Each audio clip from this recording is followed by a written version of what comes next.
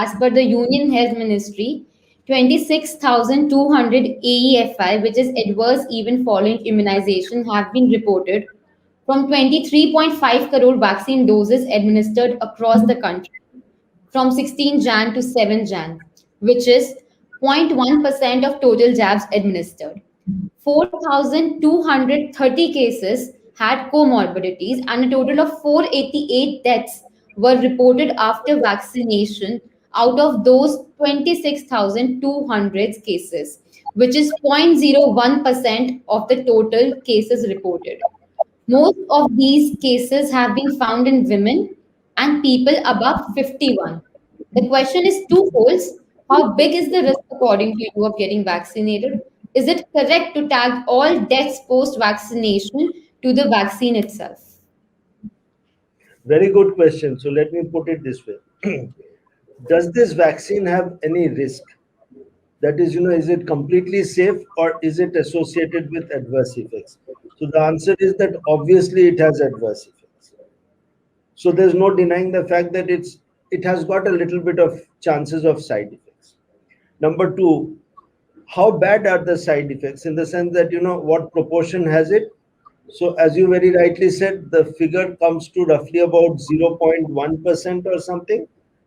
And severe adverse effects and death is actually 0.0002%. Okay, that's the figure. Now, what do you have to compare it against? The comparison is that if one gets COVID infection, okay, then the chances of becoming serious, critical, or dying is close to around 2%. Now, 2% and 0.001% or 2%, it's almost 100 or 1,000-fold difference. So it's a question of which one would you prefer? Would you rather wait that if you got the infection, you would come out, but remember the risk of dying is 2%, or whether you would take the vaccine, albeit knowing that there can be side effects, and then take the risk and protect yourself? So that's the million-dollar question. The other part that you mentioned was about, why I mentioned about the adenovirus vaccine, the Covishield and the JJ vaccine and the Sputnik V. So most of this abnormal clotting which happened, because of which 6 women died in the UK and a few died in Europe, and so on and so forth, and about a few, by the way, died in US also with the JJ vaccine. This particular side effect profile was associated with the adenovirus based vaccine.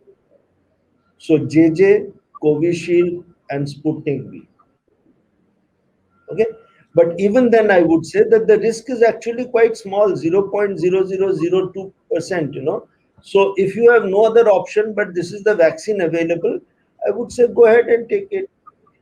Are the other vaccines totally safe? The idea is no. So let me give you information and data. When Pfizer vaccine started rolling out, and they first one of the places where they administered it was to elderly people in elderly homes. So these were the people of 80s and 90s with Alzheimer's, multiple comorbidities, and so on in an European Scandinavian hospital. 23 people died. And it was mainly because if they had fever or if they had rigors at night, their body's ability to cope was so little that they passed away. So they were tottering. But the question is, then should you have given it to these elderly people? The other way of looking at it is that they are the ones who are most vulnerable to have COVID and COVID related deaths. So a whole lot of people who died in basically Italy and Spain before it went on to England were actually people in that age group, with comorbidities. So it's a very catch-22 situation. I personally think there is no ideal vaccine, but yes, if you are caught between the devil and the deep blue sea, it's probably better to take the vaccine and hope for the best and get some degree of protection, because the vaccine does give some degree of protection. Our expert Have I? clearly recommends everyone to take the vaccine because the risk is quite limited. Numbers well projected, sir.